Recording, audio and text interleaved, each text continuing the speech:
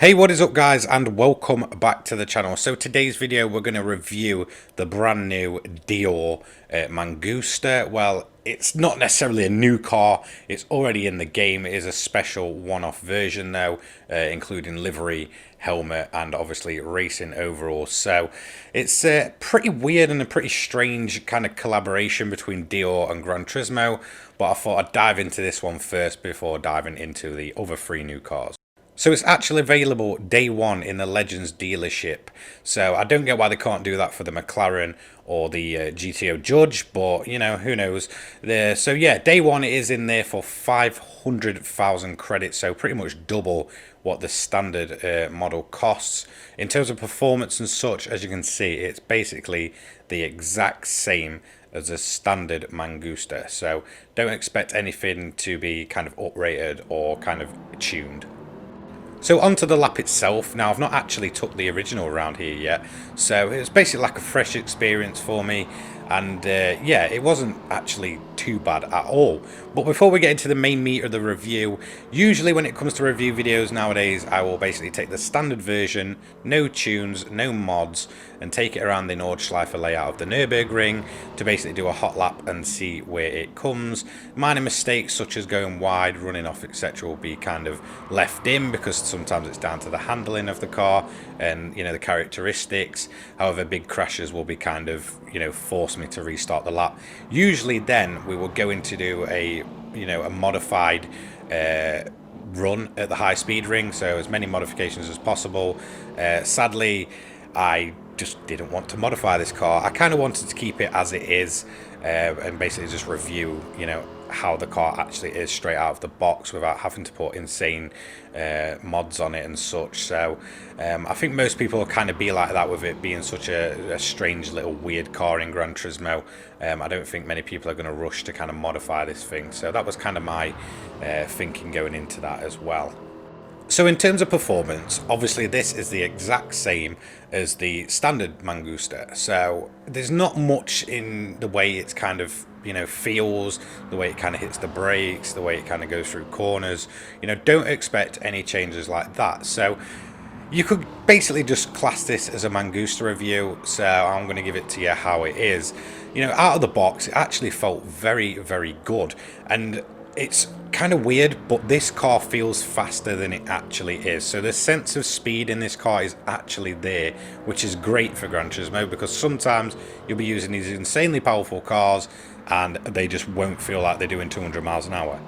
When you first jump in this car, you'll probably think it's a bit of a beast. Now it's going to like sort of throw you around, throw the back end out, put you in the barrier, and while yes it likes to get its rear end out, it's actually very controllable. So I'm using it here with no assists on, no traction, and I'm quite happy to slide it around without feeling like the car's just going to get away from me and we're going to end up in some big spin. So, you know, even when I'm losing traction and throwing it through the corners as hard as I can, it's never at the point where, you know, you feel like the car's going to defeat you. So you always pretty much feel in control of this car. And you know, so the handling is definitely there. In terms of brakes, they're not too bad. You know, from standard, sometimes you'll get sort of a lot of cars that feel like they're just going to slip under braking, so under heavy braking off the main straight. I'm always pretty much more careful there than I am in any other corner of the track, because, you know, the cars seem to like hit, you know, you hit the brakes quite hard to get your speed down, and then the car will just shoot off in a direction. Now I didn't get that feeling here, so the brakes again pretty good. In terms of acceleration, it's not too bad at all. It likes to spin its wheels, but it's like never to the point where it'll sort of like stay in one position spinning up the rears and you'll basically go nowhere. So again, it's all controllable power, and yeah, it's not too bad at all. 300 brake horsepower, stunning looking car. So that's kind of the next point I want to touch on, is the look of this thing. You know, a lot of people will probably think, well, it's just, you know, a rebadged or sort of reliveried version of a car we already have, but, you know, in terms of the way it looks, it's a stunning machine anyway.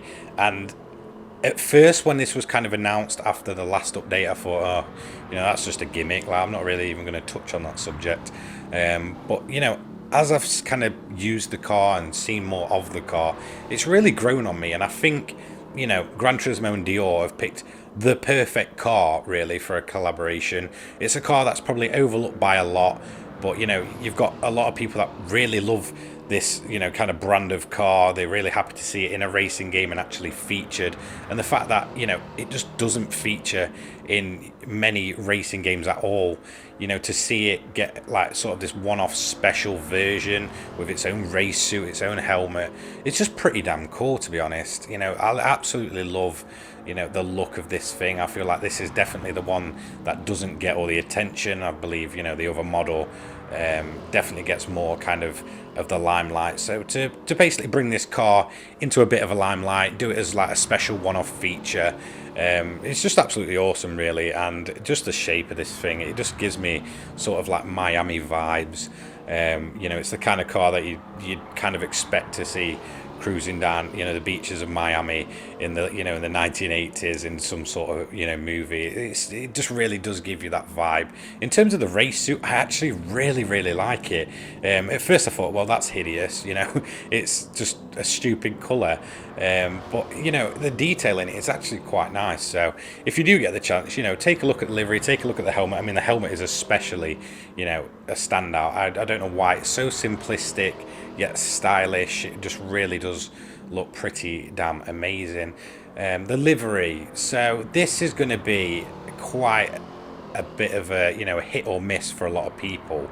Now the colour, well, the colours are just very bland. Now I feel like a lot of people would have expected sort of maybe perhaps a really sort of shiny, in your face golden colour mixed with like maybe a more sort of shiny silver.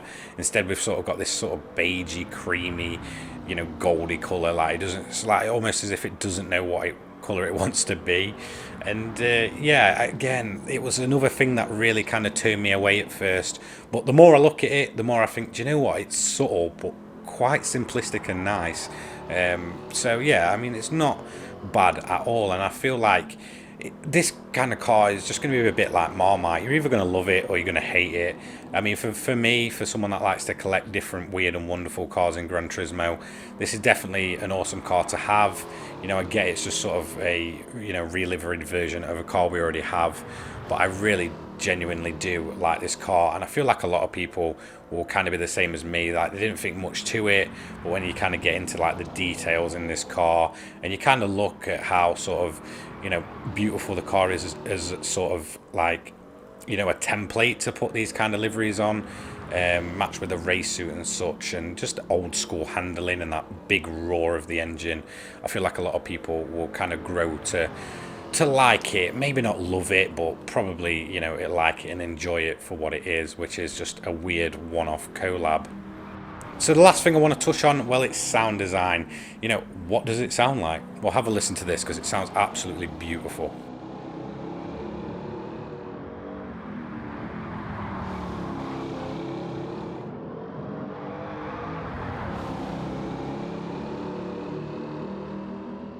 Personally, I think the engine note sounds absolutely fantastic.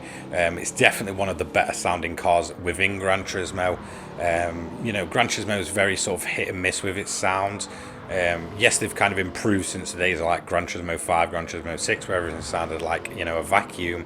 But some cars feel very kind of muted, and I guess the reason I like this, you know, the engine note or the exhaust note, whatever you want to call it, from this car is because it's so loud and harsh sounding, but yet it's so kind of reserved and sort of there, just kind of growling along as you go through. It's never sort of in your face, but it's never sort of just in the background either.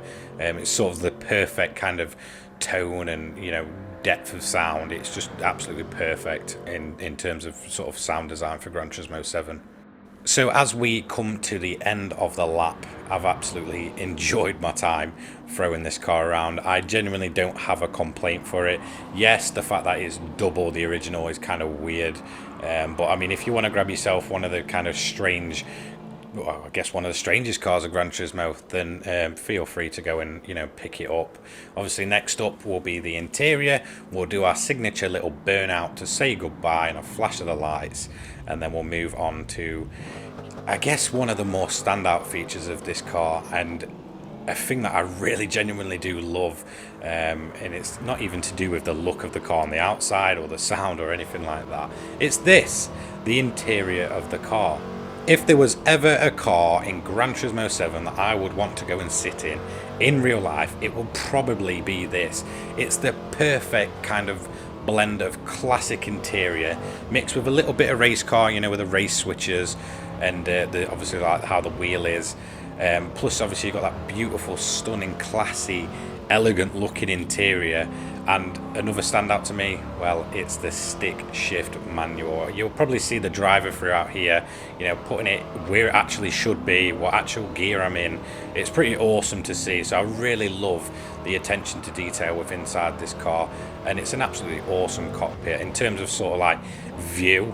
You know, you can see out of it easy. It's a very sort of rectangular looking interior, and again, it's just absolutely stunning. So for me, that is genuinely the highlight of this car. So in terms of individual sector times, they are up on the screen now. And as you can see, overall we did an 8 minutes 34.188. Now we ain't breaking any records anytime soon with that lap time, but that's not what I expected of this car. I kind of see it as sort of a classic cruising kind of vehicle with a little bit of an edge to it. You know, it's elegant looking, but it's, you know, it can get the rear end out and play around with you if you really want to. So overall it drops in the 500 pp category, and it's come 10th, you know, just above the Dodge Challenger RT from 1970 and just below the Maserati A6 GCS 53 Spider from 1954. So a respectable lap time, to be honest. Couldn't really ask more from it. It's all in all a very, very good car. So I just want to take some time to thank our channel members, Mr. Wilmot, Vincent and Ticketbait. Thank you so much for your continued support. It really does mean the world to me. I mean, I don't even earn that much back off of channel memberships, but, you know, genuinely a big thank you for, you know, helping me push this channel in, you know, any direction I really want to. Thank you for your continued support. If you want to become a channel member yourself, feel free. There should basically be a clickable thing somewhere on the video. Donation links, that's in the description down below. So if you want to donate and help the channel out, and just don't forget to like, subscribe and comment and all that good stuff. Turn your notifications on. I'll see you all in the next one. Cheers guys. Peace.